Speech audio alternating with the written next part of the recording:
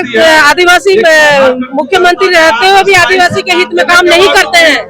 केवल उनको केवल ध्यान में है मैया योजना, बस पैसा दीजिए और वोट लीजिए। न स्थानीय नीति बना रहे हैं, न सीएनटी एक्ट को अच्छे से मजबूत कर रहे हैं, न पैसा कानून बना रहे हैं। इसीलिए आज इस धरना में हम लोग बैठे ताकि अपना आवाज उठा सकें। आप देख रहे हैं केवल सच न्यूज। नमस्कार, केवल सच न्यूज में आपका स्वागत है और मैं हूं आपके साथ भारती मिश्रा। आज से 117 साल पहले अंग्रेजी शासन काल में आदिवासियों के हित और सुरक्षा के लिए एक कानून बनाया गया था, सीएनटी एक्ट, जिससे आदिवासियों के जमीन को कोई अवैध रूप से कब्जा ना कर सके, खरीद फरोख्त ना कर सके। लेकिन देश आज़ाद हुए इतने साल हो गए हैं, अभी तक सीएनटी एक्ट का कड़ाई से पालन नहीं हो रही है और अभी भी झारखंड के आदिवासियों को पलायन और विस्थापन जैसे दर्द झेलने पड़ रहे हैं। उनका भूमि अधिग्रहण किया जा रहा है विकास के नाम पे, औद्योगिकरण के नाम पे, और वो इसका दर्द झेल रहे हैं।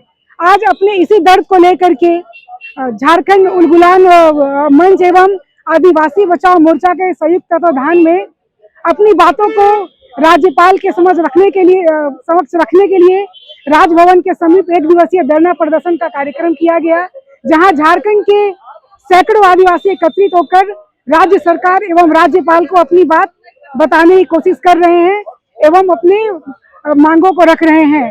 तो चलिए सीधे कार्यक्रम से जुड़ते हैं और उनकी मांगों को जानते हैं। वो राज्यपाल के पास आज अपनी कौन सी बात लेकर के आए हैं और अगर उनकी बात नहीं मानी जाती, नहीं सुनी जाती है, तो उनका अगला कदम क्या होगा, कार्यक्रम से जुड़कर जानते हैं।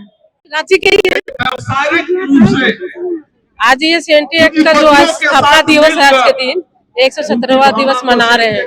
सरकार के पास हम लोग ये निवेदन करने आए हैं कि जो सीएनटी एक्ट जो उल्लंघन किया जाता है, बार बार हम लोग को सादा पट्टा में जमीन बच ही नहीं रहा है, इसको अच्छी तरह से लागू किया जाए ताकि बाहर से लोग आके जो जमीन खरीद रहे हैं वो ना कर पाए।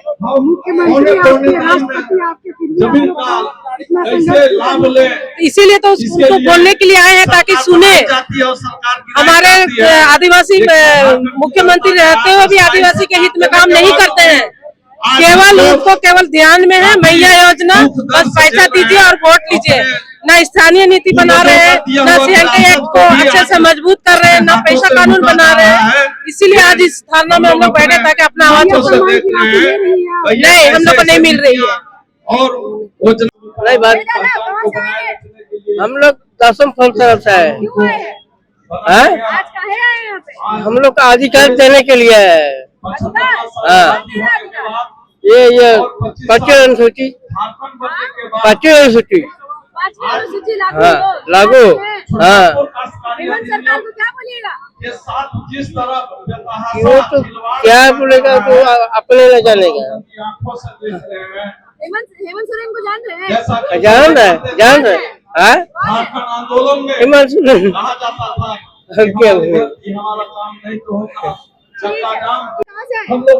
हम लोग आए पतरातू प्रखंड से जी।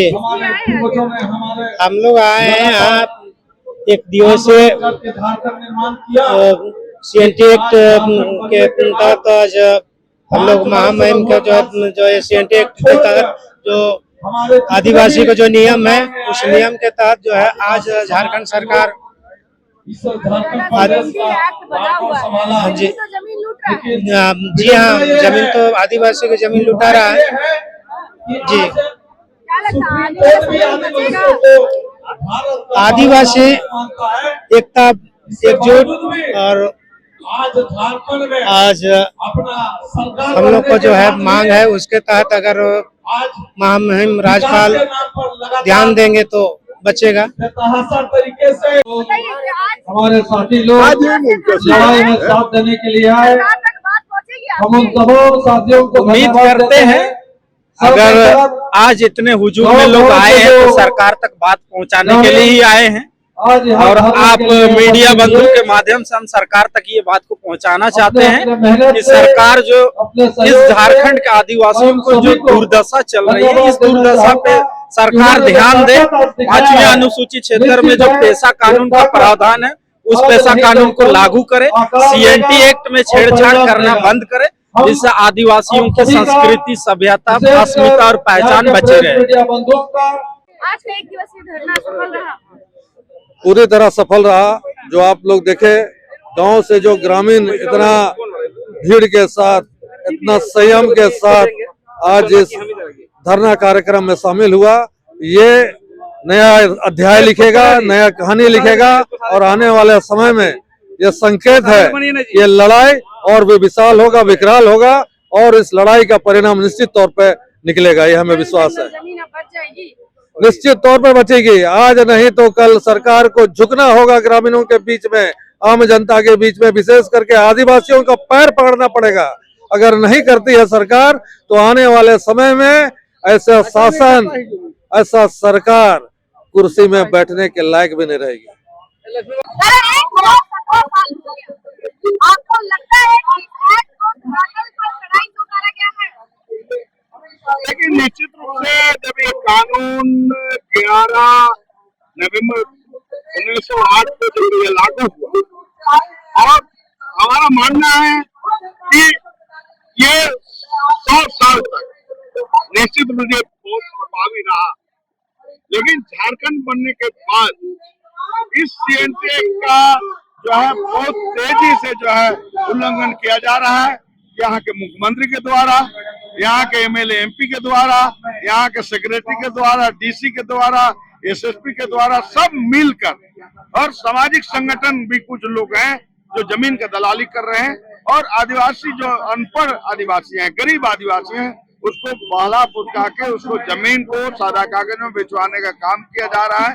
तो इसलिए हम लोग ये चिंतित हैं कि सीएनटी एक्ट माने 5th शेड्यूल एरिया में गवर्नर को विशेष पावर है कि वे जमीन को बचाने के लिए नया रेगुलेशन बना सकता है और गलत ढंग से हड़पी जमीन को वापस करने का जो है वो आदेश दे सकते हैं, लेकिन ये चीज नहीं कर रहे हैं। इसलिए हम लोग आज संकल्प ले रहे हैं कि लोगों को जागरूक करके दोबारा हम लोग लाखों की संख्या में यह राजभवन आएंगे और एकदम मजबूर करेंगे।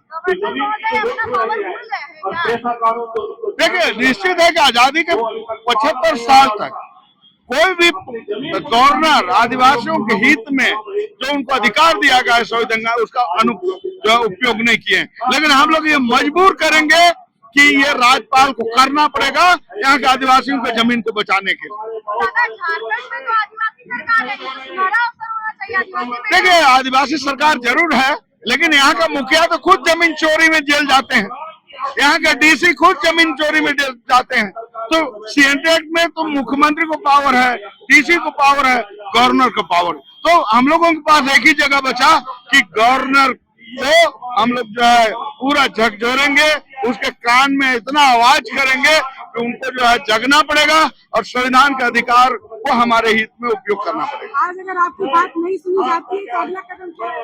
अगला हम लोगों का कदम यही होगा कि हम लोग लाखों की संख्या में राजभवन पुनः आएंगे और किसान आंदोलन की तरह जब तक ये कानून हम लोगों के लिए वो रेगुलेशन नहीं बनाते हैं तब तक जो है राजभवन को हम लोग खाली नहीं करेंगे। ये हम लोग अलग होने के बाद दुर्भाग्य है कि राष्ट्रपति आदिवासी, यहाँ का मुख्यमंत्री आदिवासी, उसके बाद भी हमको रोना पड़ रहा है। हमारी जमीन लूट हो रही है, हमारे बेटी बहन को पलायन करना पड़ रहा है, विस्थापन हो रहा है, पेशा नियमावली लागू नहीं हो रहा है। इसीलिए तो हम लोग, क्योंकि लोकतंत्र में तो दो ही अधिकार है, एक अधिकार है कि हम आंदोलन करें, दूसरा जो अधिकार है वोट का चोट दें।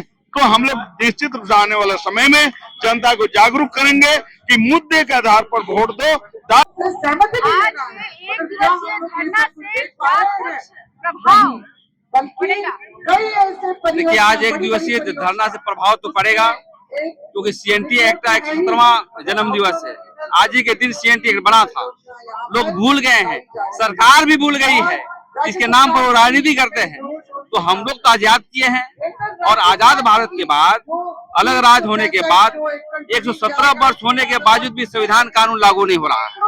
आज मुख्यमंत्री के आगे पीछे रहने वाले लोग जमीन को लूट रहे हैं, अपार्टमेंट बना रहे हैं, सीओ लूट रहा है, प्रशासन लूट रहा है।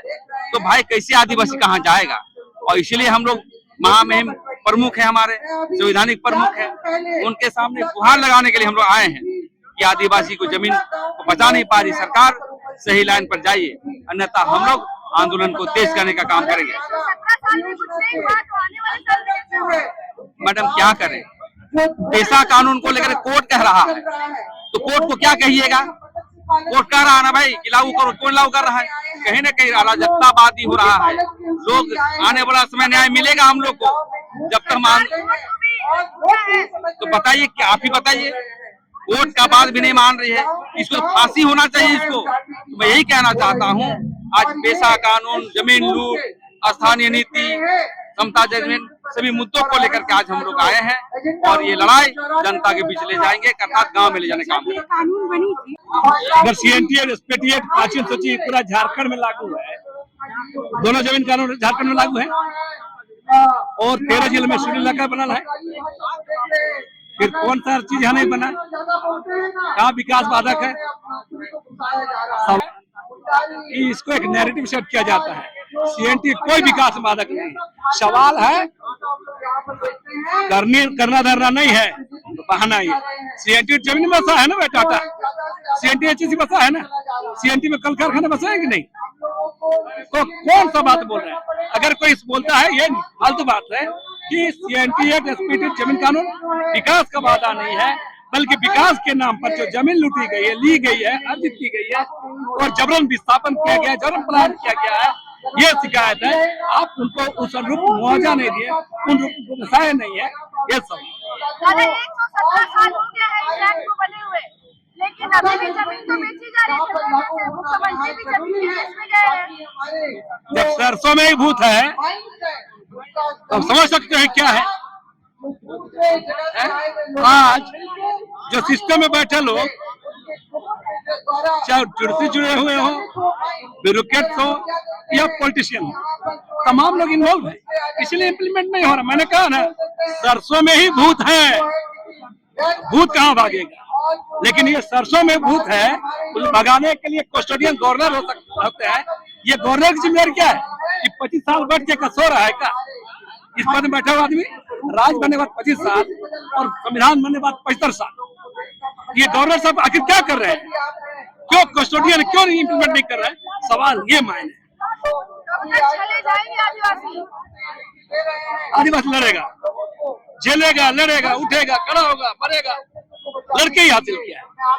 चाहे किसी की भी सरकार हो, मुगल काल हो, ब्रिटिश काल हो या संविधान बनने के बाद जो तथाकथित भारत का सरकार हो, झारखंड का सरकार हो, बिहार सरकार हो, कोई भी हो, सिस्टम ही एंटी ट्राइब है, सिस्टम ही जनहित में नहीं है, सिस्टम ही आदिवासी के अधिकार को नहीं देती है, संवैधानिक प्रावधानों को लागू नहीं करती है।